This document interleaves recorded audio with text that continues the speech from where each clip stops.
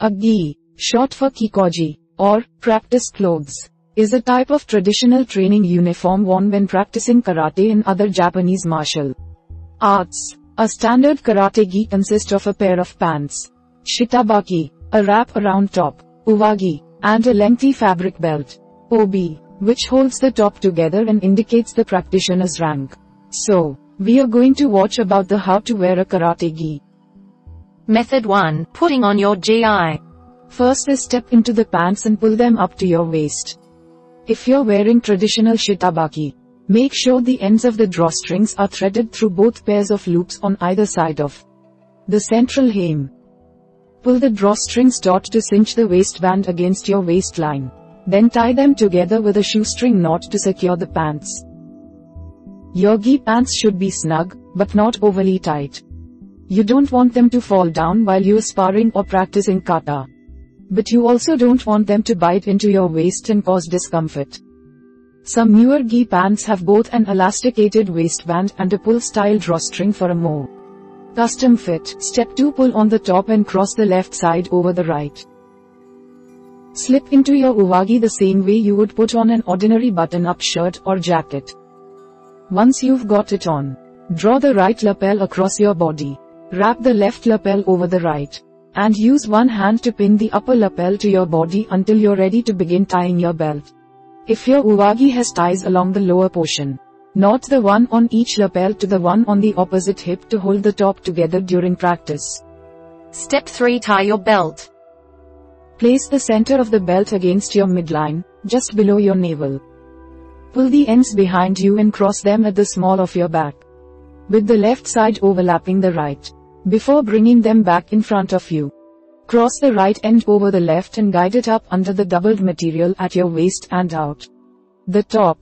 Loop the end emerging from the top of the belt around the opposite end to complete the knot.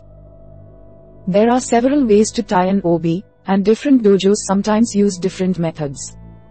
If you're having trouble tying your belt or aren't sure how to wear it correctly, ask your instructor for help. If your belt has any other design elements on it, like colored ranking stripes or the name of your school in embroidery, start with them on your left side so that they'll end up on your right side. Step 4. Adjust the sides of your uwagi to make sure it won't restrict your movement. Take hold of your belt with your left hand and extend your right arm straight up overhead, leaning to the left slightly as you do. This will create a little slack in the material. Let go of your belt and repeat the process on your left side, holding the belt with your right hand and stretching your left arm up while leaning to the right. This simple adjustment will ensure a full range of motion for punches, high blocks, and other hand techniques. Be careful not to lean too far in either direction. Doing so could result in a sloppy, bunched up look, or even cause the bottom hem of your uwagi to pull free of your belt. Finally, lean forwards and backwards to loosen up the back and front of the top. Once you've adjusted the sides of your uwagi, grip your belt with both hands and bend forward slightly at the waist as though you're picking something up. Then, change directions and tilt back like you're doing the limbo. Your uwagi should now be nice and relaxed. You can also gently untuck the material at the front and back of your uwagi by hand, if you prefer. Take a moment to make sure that each part of your uniform is neat, symmetrical, and properly tied before you step onto the mat.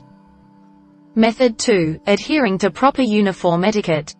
First is wear a standard kumite gi for regular training sessions. Karate gis come in two main styles, kata gis and kumite gis.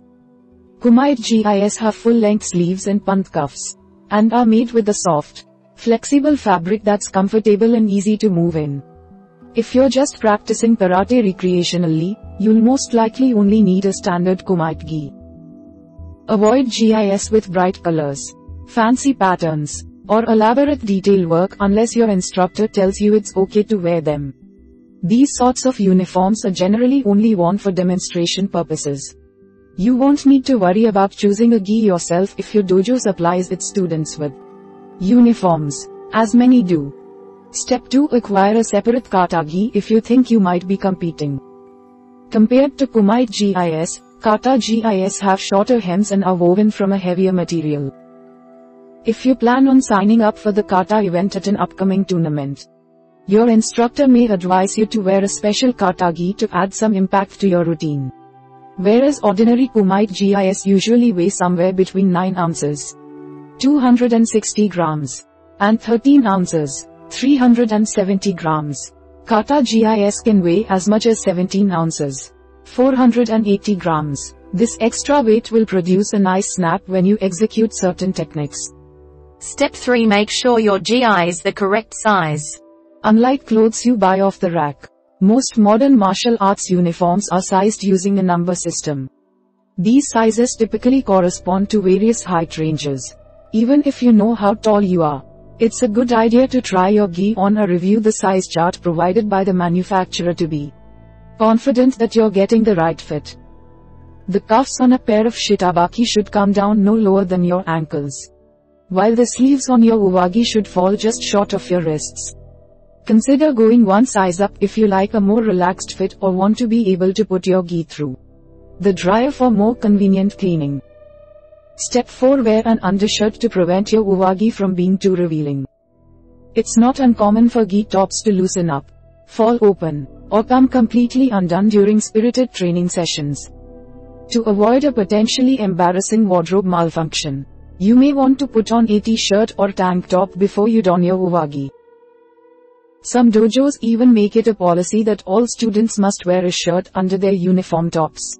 Ideally, you'll want to select a light-colored undershirt that fits close to your body and isn't long enough to be visible beneath your gi if it happens to come untucked. The thin, white fabric used to make karate gis has a tendency to become partially see-through when soaked with sweat. For this reason, it's a good idea to pass up shirts with logos or slogans that may not be appropriate for the dojo. Step 5. Apply any patches you receive according to your dojo's guidelines. Anytime you're awarded a new patch, ask your instructor where on your uniform it should go and how it should be arranged. When you get home, pin your patch to your gi in the specified position and sew around the edges to attach it. If possible, use a sewing machine to work more efficiently and make sure that the patch stays put. Get your instructor's permission before you cover your uwagi with patches. Not all schools allow modifications like patches, pins, or ranking stripes. Patches can be used to indicate advance or in between ranks, show off special distinctions, or simply lend a sense of flair. Finally, wash your GI after each class. Make it a point to wash, dry, and fold your uniform each and every time you train. It doesn't take long, and it's a very important habit to get into, as it reflects on your commitment as a student. Caring for your keikogi and maintaining a clean, tidy appearance shows that you have respect for the art, and for yourself. You can also hang dry your shitabaki and uwagi if you want to minimize wear and tear or you're worried about either piece shrinking. A dingy, smelly gi isn't just off-putting to the people around you. It dishonors the spirit of karate. We hope it is useful to you. Please subscribe to our channel to upskill yourself.